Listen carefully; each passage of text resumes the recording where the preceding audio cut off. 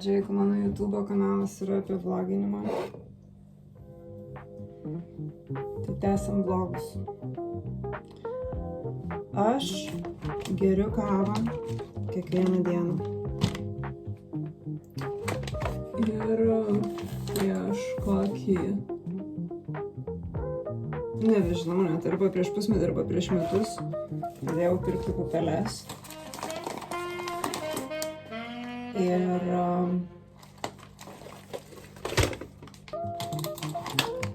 žodžiu, šį rytą aš tiesiog darysiu kavą ir papasakosiu jums, kaip aš gaminu kavą. Tai aš naudoju svarstyklės. Ir naudoju kavos pupelių malūnėlį. Naudoju tą su girnom, nes kai tau iš 30, tai jeigu tu ką nors perki, tai tu susižinai, kas geriau, kodėl.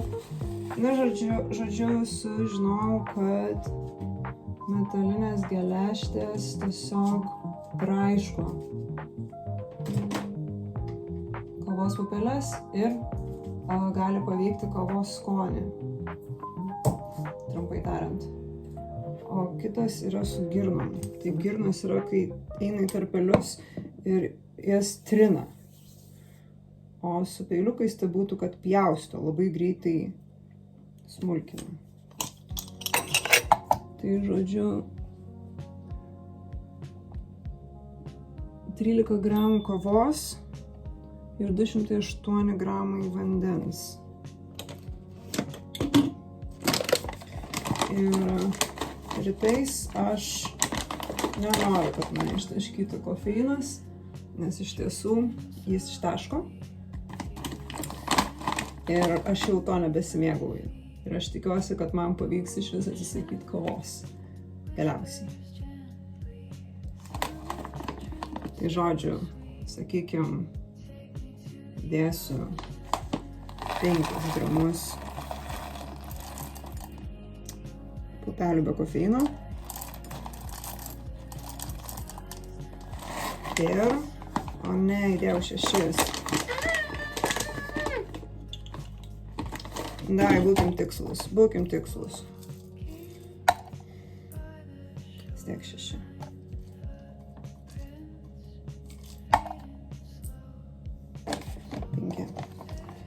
Penki gramai be kofeino ir 8 gramai su kofeinu.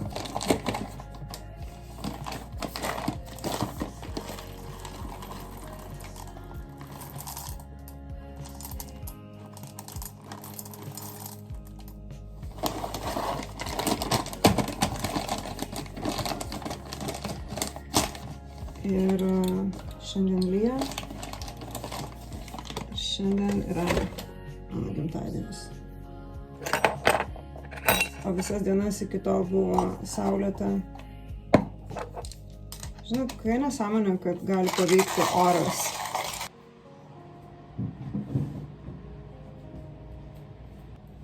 Čia turbūt pats geriausias užkandis prieš kavą. Jeigu nori truputėlį saldžiai, bet nori nieko gaminti ir nenori nieko daug. Žodžiu, aš tada taip darau. Labai, čia dar reikėtų sezamo sėklų, bet aš jau neturiu.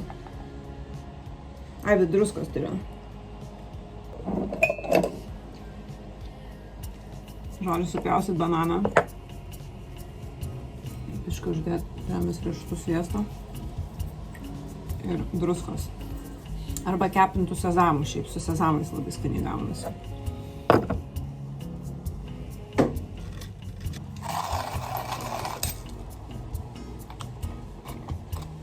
Galvoju, kad gal reikėtų investuoti ir nusipirkti elektrinę kavos pupelių malimo mašinėlę su girnom, kad gal reikėtų investuoti. Tada galvoju, ne, nenoriu, aš nenoriu daugiau jokių papildomai pirkti daiktų, jeigu aš jau viską turiu, ko man reikia. O kad galima geriau, galima patogiau, tai čia faktas. Visada, ta prasme, čia turbūt nėra ribų. Geriau, patogiau, brangiau. Tai va, ir aš stengiuosi išsilaikyti su tuo, ką turiu jau kuris laikas. Ir žinokit, visai faina. Ok, sutryniau. Taip, tai tada... nes man tiesiog biški erzina šitas. Įsivaizduojat, ant kiek žmogui nėra kantrybės šiais laikais. Kaip ir pranti, kad viskas tipo va tai va. Up, ir gauni viską. Tai man 3 minutės čia malti atrodo šiek tiek, kad jau čia jau aš gaištu laiką. Žodžiu, vandenėlis. Taip, tai kavai visada reikia filtruotą vandenį naudoti. Nu, dėl kalkių. Tuomet jūs norit užkišti savo virdulį ir kavos aparatus sugadinti.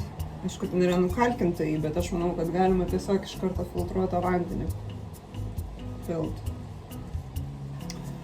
Tai žodžiu.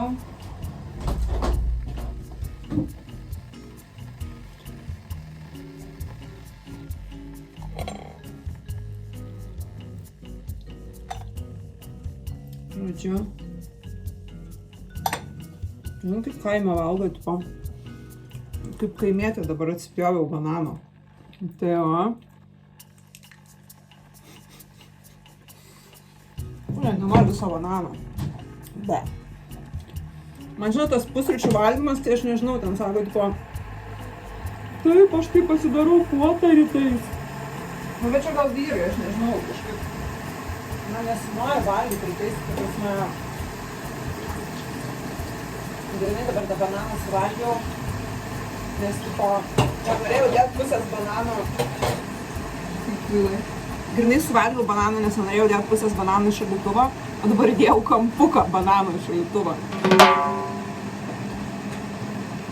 Ir gal palauksim, gal vandenėlis užvirs, nes labai čia man kažkaip atrodo, kad pašaliniai garsai gali trukdyti. Gerai, tai aš ruošiu kavą su Aeropress.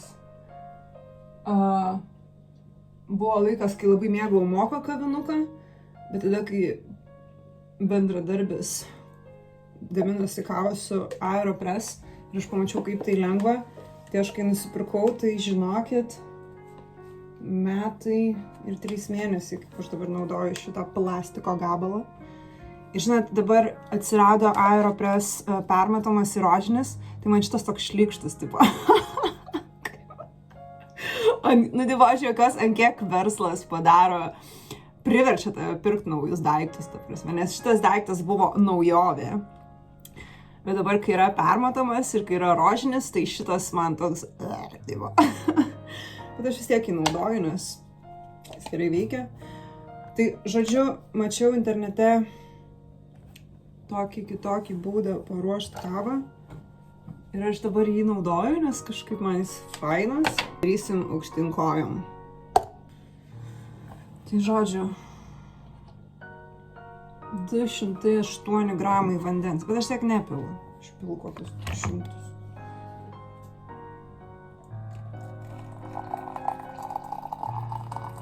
Gerai, darom tiksliai pagal receptą.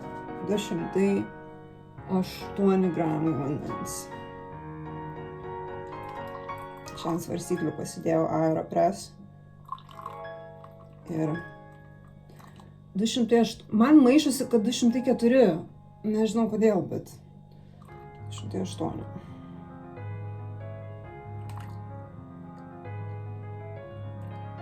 Wow. Pavyko tiksliai. Ir tuomet supilam kavą.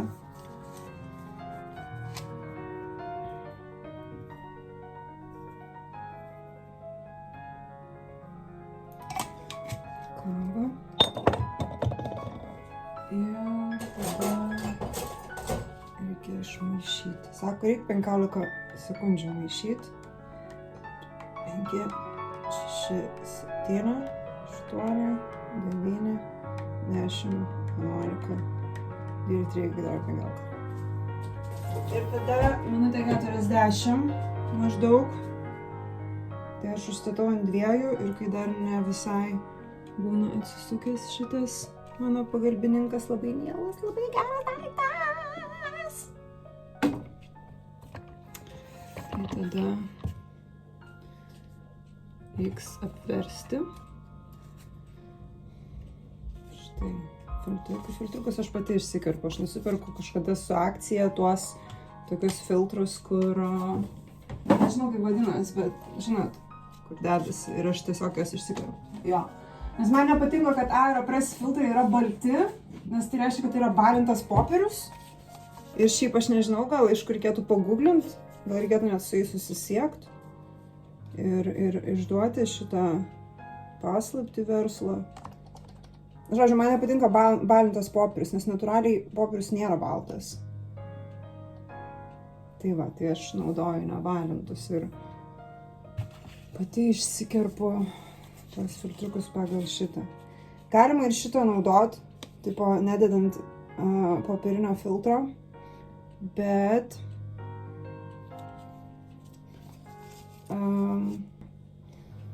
kažkas ten yra kovoju, kad reikia per popieriaus filtrą, kad pereitų. Nu va, galima jau apversti. Gerai, tai žodžiu apverčiam. Ir tada, mat, kai supipsės, aš tada nuspausiu bongą. Šiaip tik, kai į darbą atsinešiau, tai labai keistai iš tiesų atrodo. Toksai va, ant puodelio. Tai bongas. Gerai, supipsėjo.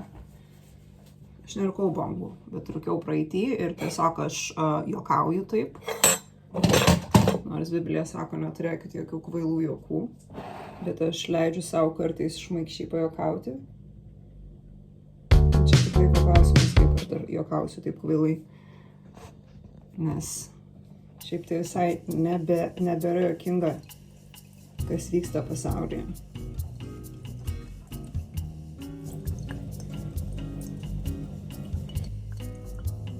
Žinot, yra tiek daug temų pakalbėti ir aš iš tiesų turiu daug ką pasidalinti. Ir galvoju, ar man tiesiog įsijungi kamerą ir bet ką kalbėti. Buvo vienas komentaras, įsijungiau tavo kanalą, nes graži merga. Ačiū. Bet aš realiai nežinau, kaip tai tipo, jeigu kas nors žiūri mane vien dėl to, kad aš esu graži tam žmogui, tai šlovė Dievui. Bet žinot, aš kartais irgi įsijungiu vlogus, kur tipo nieko nedaro. Vlogina tipo apie savo dieną. Džios kaip daryčiau dirbtinį kvėpavimą. Čia vėl dabar per priekinę kamerą filmuoju ir man tai nepatinka.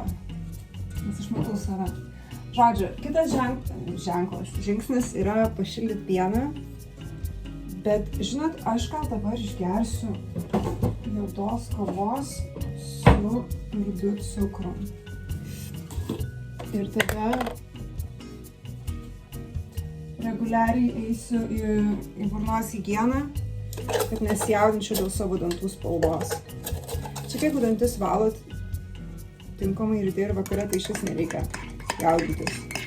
Nes vis tiek jūs numirsit ir vis tiek visi jūsų dantis išpus ir iškris. Kaip šlykščiai pasakiau, ne? Žinot, apie mirtį reikia kalbėti. Nes mes visi numirsim. Ir tai nereiškia, kad dabar tipo, aš susikoncentruoju į tai, kad tipo, nėra gyvenimo prasmės, nes mes visi numirsim. Aš niekada to neturiu omeny ir aš niekada to nesakiau. Bet yra, žodžiu, mums paruošta vieta. Ir yra paprastos taisyklės, kaip ten patekti. Tai žodžiu, kai čia pasaulyje žmogus miršta, jis parašo testamentą. Ir tai reiškia palikimas, kurį tu gausi po mirties. Ir kartais būna taisyklės, ką tu turi padaryti, kad gautum. Tai grinai testamentas yra tas pats. Okay? Ta prasme, visa žmonija yra Dievo kūrinys. Ir Viešpats paliko testamentą, kad mes žinotumėm, ką daryti, kad nesusimautų. Ir plus tai yra dar ir instrukcija į gyvenimą. Nes tiesiog skaitant Bibliją, tu pradedi atskirti, ką tu darai teisingai, ką tu darai neteisingai, kur tau reikia keistis ir netgi ten yra visi sprendimai. Jeigu, tarkim, tu nežinai, ką daryti, ten yra parašyta, ką tu turi daryti.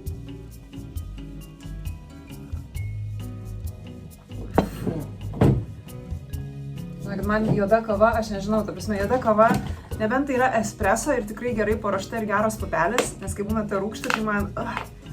Bet šiaip aš manau, kad jo, aš galiausiai, aš nustosiu gert kavą, ta prasme, aš nežinau. Aš ilgai geriau kavą be cukraus, tada geriau tik su pienu, o dabar aš geriu kavą su pienu ir su... Pala, aš naujas pupelės nusipirkau. Žodžiu, lievas pupelės.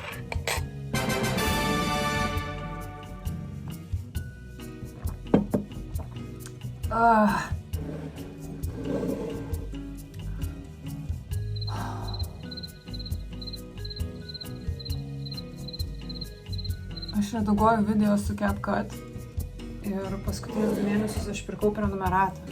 Ir nežinau gal, bet man ta programėlė išmetė pasiūlymą pirkti prenumeratą už 15 €, o dabar aš žiūriu, kad yra už 8. Ir aš praeitą mėnesį, viso mėnesio prenumeratą nusipirkau, nors redagavau tik vieną video. Tai dabar aš ruošiuosi redaguoti įrašus be jokių papildomų smagių efektų. Ir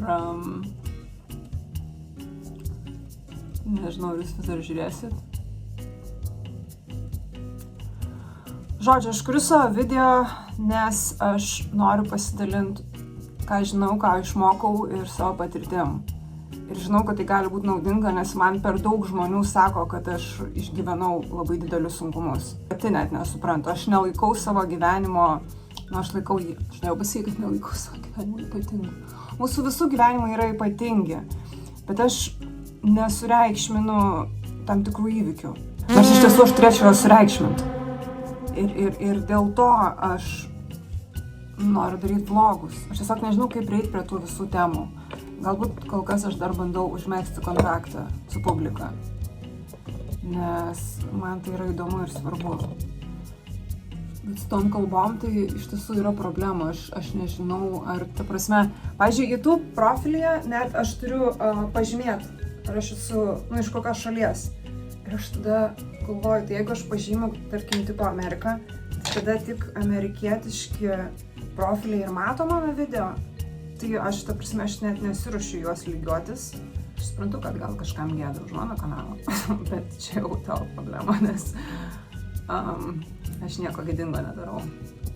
Tik tais vloginu. Nežinau, parašykit komentare, gal jūs norėtumėt pamatyti mano kasdienybę. Aš visai galėčiau pafilmuoti kokią vieną dieną savo, kaip aš gyvenu. Gal ką nors įkvėptų. Jeigu esi sportuoti, sveikai maitintis ir miegoti. Ir tai nėra nieko ypatingo. Tiesiog. Jeigu to nedarau, tada labai labai prastai jaučiuosi. Ir galiausiai gerai yra gerai jaustis.